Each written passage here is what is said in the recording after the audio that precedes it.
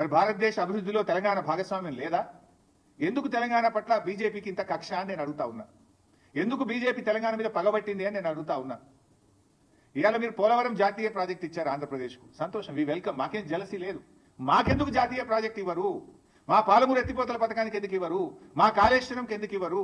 మా సీతారామ ప్రాజెక్టుకి ఎందుకు ఇవ్వరు? ఆంధ్రప్రదేశ్కి ఆల్రెడీ పోలవరం జాతీయ ప్రాజెక్ట్ ఇచ్చారు. ఇప్పుడు రెండవది గోదావరి బంకచెర్లకు కూడా 80,000 కోట్ల రూపాయలు ఇస్తామంటున్నారు.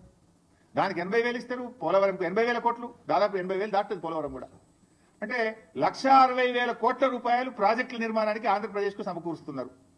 అందులో ఒక పై సంబంధం అన్న తెలంగాణకి ఇచ్చారా? 1%, 1,600 కోట్లని ఇచ్చారా అని అడుగుతా ఉన్నా నేను.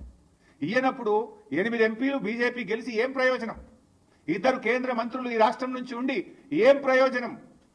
మీరున్నది పదవులు అనుభవించడానికా, ప్రజలకు సేవ చేయడానికా? ఈ రాష్ట్ర హక్కులు కాపాడడానికా, ఈ రాష్ట్ర హక్కులు హరిస్తుంటే కళ్ళు మూసుకొని కూర్చోడానికి ఉన్నారా అని చెప్పి నేను అడుగుతా ఉన్నా.